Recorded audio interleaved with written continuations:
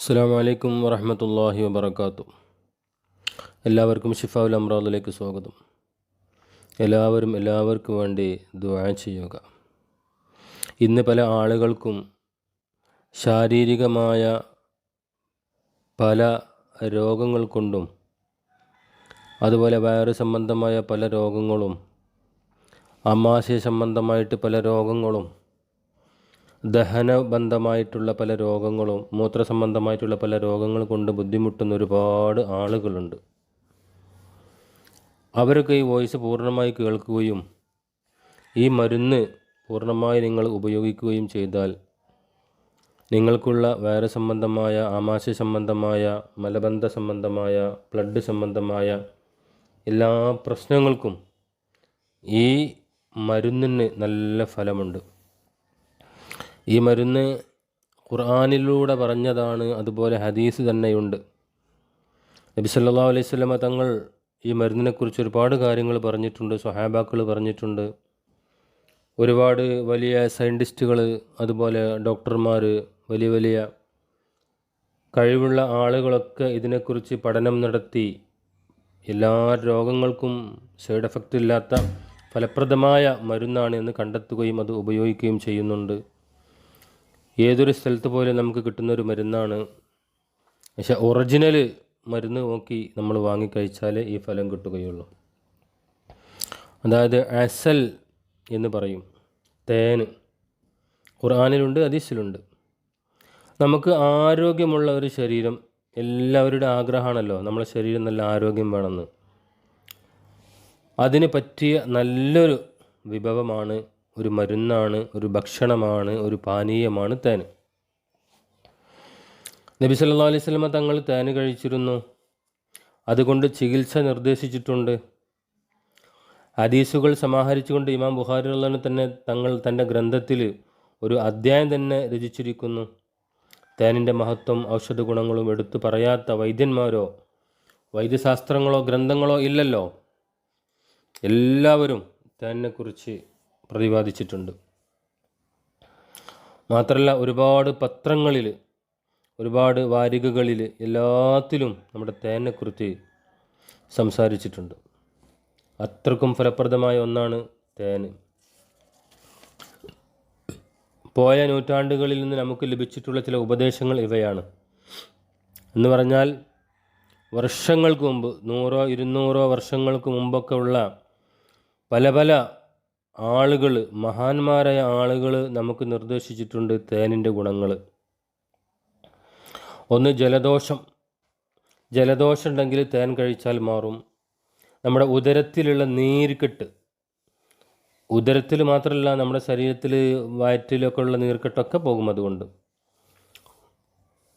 ഉറങ്ങുന്നതിന് മുമ്പ് 1 കപ്പ് പാലിൽ 1 ടേബിൾ സ്പൂൺ തേൻ ചേർത്ത് കഴിച്ചാൽ ജലദോഷം മാറും, ഉദരത്തിലെ, ശരീരത്തിലെ നീർക്കെട്ടൊക്കെ മാറിപ്പോകും. 100 ഗ്രാം തേനിന് 1 ചെറുനാരങ്ങയുടെ നീര് എന്ന കണക്കിൽ ചേർത്ത് കഴിക്കണം. ഈ രൂപത്തിൽ കഴിച്ചാൽ നമ്മളെ ശരീരത്തിലുള്ള നീർക്കെട്ടൊക്കെ പോയി കിട്ടും. മാത്രമല്ല നമ്മളെ വയറിൻ്റെ ഏറ്റവും നല്ലൊരു സുഹൃത്താണ് തേൻ എന്ന് പണ്ടുള്ളവർ പറഞ്ഞിരുന്നു, ഇപ്പോഴുള്ളവരും അത് പറയുന്നുണ്ട്. മിതമായ തോതിൽ, കൂടുതലല്ല, മിതമായ തോതിൽ തേൻ ചേർത്ത ആഹാരം കഴിച്ചാൽ ദഹനമുണ്ടാകും. ആമാശയ നീരുകളുടെ അമ്ലത്വം എന്ന് പറയും, എന്ന് പറഞ്ഞാൽ അസിഡിറ്റി, ഗ്യാസ്, അതൊക്കെ ക്രമീകരിക്കപ്പെടും. ആധുനിക ഡോക്ടർമാരും വിശഗ്ധന്മാരും ഇത് സമ്മതിച്ചിട്ടുണ്ട്. ആമാശയ നീരുകെട്ട്, ആമാശയ വ്രണങ്ങൾ എന്നിവയ്ക്ക് പ്രതിവിധിയായി തേൻ നിർദ്ദേശിച്ചിട്ടുണ്ട്. തിളപ്പിച്ചാറ്റിയ 100 ഗ്രാം വെള്ളത്തിൽ 1 ടീസ്പൂൺ തേൻ ചേർത്ത് കഴിക്കുന്നത് നല്ല ഫലം നൽകും. ഒരു കാര്യം പ്രത്യേകം നിങ്ങളെല്ലാവരും ശ്രദ്ധിക്കണം.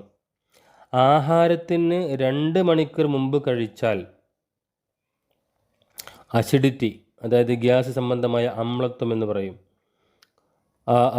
ആ രോഗം കുറയും. ആഹാരത്തിന് തൊട്ട് മുമ്പാണ് കഴിക്കുന്നതെങ്കിൽ അമ്ലത്വം ഉയരും, അസിഡിറ്റി. ഈ ചികിത്സ 6 ആഴ്ച മുതൽ 2 മാസം വരെ തുടരണം. അങ്ങനെ തുടർന്നാൽ നമ്മുടെ വയറ് സംബന്ധമായ എല്ലാ രോഗങ്ങളും ഈ തേനിൻ്റെ ഫലം കൊണ്ട് അള്ളാഹു തആല മാറ്റിത്തരും.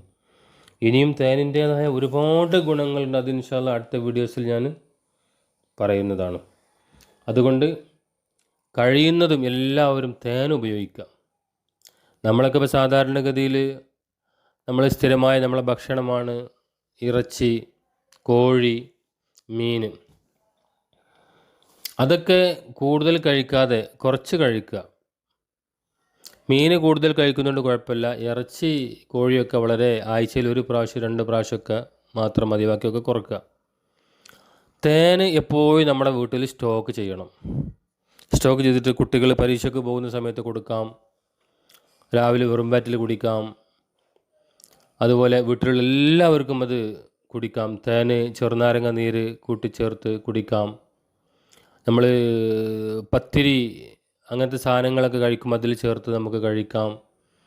അല്ലാത്ത രൂപത്തിൽ എന്തെങ്കിലും വിഷമങ്ങൾ, ജലദോഷങ്ങൾ, നീർക്കെട്ടൊക്കെ ഉണ്ടെങ്കിൽ അത് കഴിക്കാം. തേനിന് വിലയുണ്ടാകും. നല്ല ഒറിജിനൽ തേന് നോക്കി നമ്മൾ കണ്ടെത്തുകയും അത് വാങ്ങുകയും സ്റ്റോക്ക് ചെയ്യുകയും വേണം.